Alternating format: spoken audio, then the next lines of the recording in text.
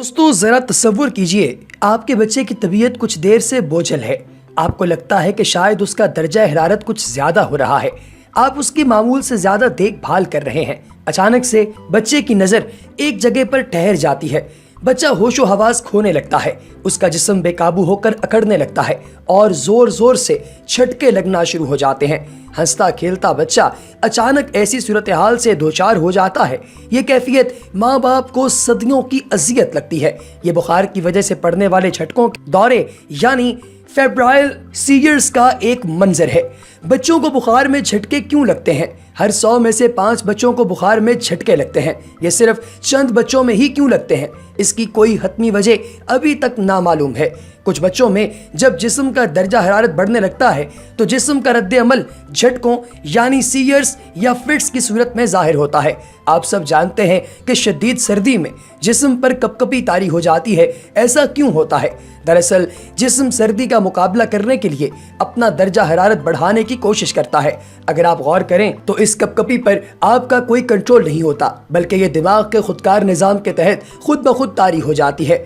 आप ये भी जानते हैं कि हर इंसान की सर्दी बर्दाश्त करने की सलाहियत दूसरे से मुख्तलिफ हो सकती है। ऐसे ही चंद बच्चों के दिमाग का खुदकार निज़ाम बुखार की सूरत में इंतहाई तेज़ रफ्तारी से जिस्म का दर्जा हरारत बढ़ाने की कोशिश करता है और इसका इजहार कपकपी से कहीं बढ़कर झटकों यानी सीजर्स की सूरत में हो जाता है।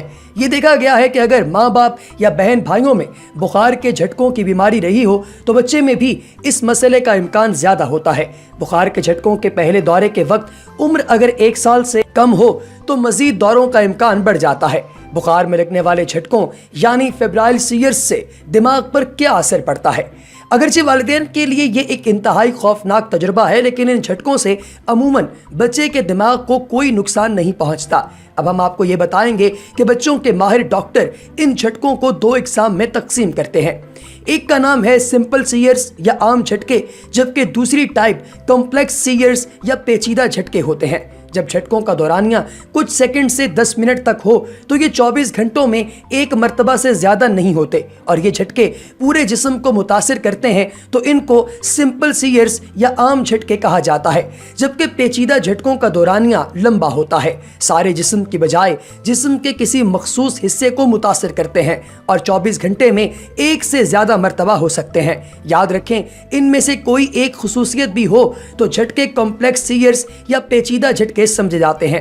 डॉक्टर ये तकसीम इसलिए करते हैं कि पेचीदा झटकों में बच्चों को झटकों के अलावा कोई और मसला भी हो सकता है, जिसकी तह तक पहुंचने के लिए मजीद टेस्ट और इलाज की जरूरत पड़ सकती है। पहली दफा झटकों के बाद मजीद झटके लगने के इम्कानात।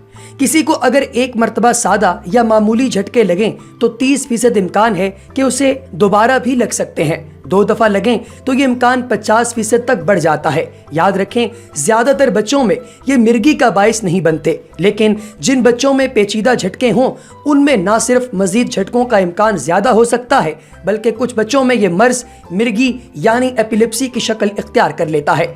अब झटकों के दौरान वालिदैन को करना क्या चाहिए?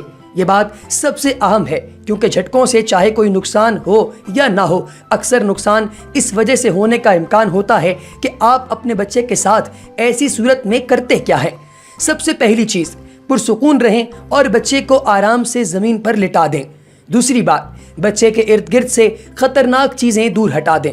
तीसरी बात कि बच्चे को करवट देकर लिटाएं ताकि सांस की नाली में मुंह की झाग, थूक या उल्टी जाकर सांस बंद न कर दे। चौथी बात ये कि बच्चे को पकड़ने या रोकने की कोशिश न करें। जूता सूंघाने और मालिश करने का भी कोई फायदा नहीं होता। बच्चे के मुंह में हरगिज कुछ न डालें। पानी पिलाने से बच्चे का सांस रुक सकता है। दोस्तों, बच्चे की गर्दन के गिर्द मौजूद कपड़ा ढीला कर दें। झटकों के दौरान हम लोग कितनी देर तक ये एक्सपीरियंस कर रहे हैं, इसके दौरानिया को नोट कर लें।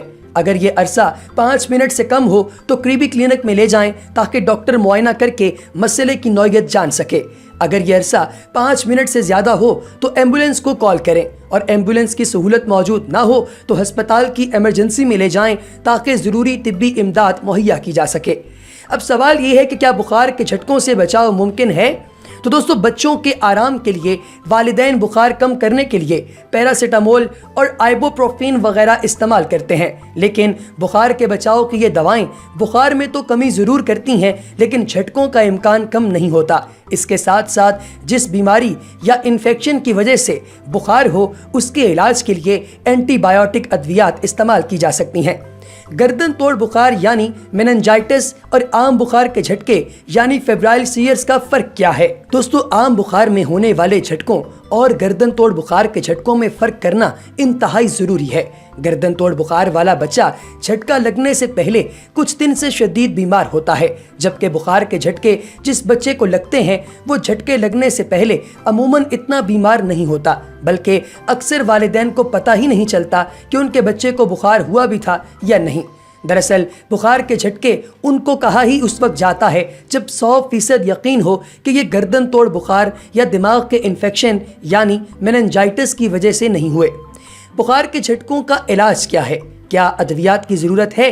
دوستو سادہ جھٹکوں میں کوئی ادویات تجویز نہیں کی جاتی۔ جھٹکے غیر معمولی یا پیچیدہ ہونے کی صورت میں ڈسکو جھٹکوں کو روکنے کی جو ادویات ہوتی ہیں وہ تجویز کی جاتی ہیں۔ یہ دوائیں ایمرجنسی کی صورت میں بتی کی شکل میں یا پاخانے کی جگہ، دانتوں اور گال کے درمیان کی جگہ یا پھر ناک میں ڈالی جا سکتی ہیں۔ اسپتال میں یہ انجیکشن کی صورت میں بھی دی جا سکتی ہیں۔ اس طرح کی ایمرجنسی میں والدین کے کرنے کے 2 کام ہیں۔ پہلا کام تو یہ ہے کہ اپنے حواس پر قابو رکھ کر بچے کو ایک کروٹ دے کر لٹا دیں تاکہ اس کے سانس لینے میں کوئی رکاوٹ پیدا نہ ہو، اور دوسری چیز یہ کہ اگر آپ کے پاس کیمرے والا موبائل ہو تو جھٹکوں کے دوران بچے کی ویڈیو بنا لیں تاکہ ڈاکٹر کو جاننے میں مدد مل سکے کہ بچے کو کس قسم کے جھٹکے لگے تھے۔ یہ ویڈیو اپنے احباب کے ساتھ شیئر کیجئے۔ آپ نے ہمارے چینل پر الرجی کے علاج والی ویڈیو دیکھی جس میں الرجی کی وجوہات اور ختم کرنے کا طریقہ بھی بتایا گیا تھا۔ اس کے علاوہ مختلف موضوعات پہ ہماری مزید ویڈیوز دیکھنے کے لیے ہمارا چینل سبسکرائب کر کے بیل آئیکن پر کلک کرنا ہرگز نہ بھولیے گا تاکہ آپ ہماری تمام ویڈیوز بر وقت دیکھ سکیں۔ آپ کا اپنا بچوں کا ڈاکٹر۔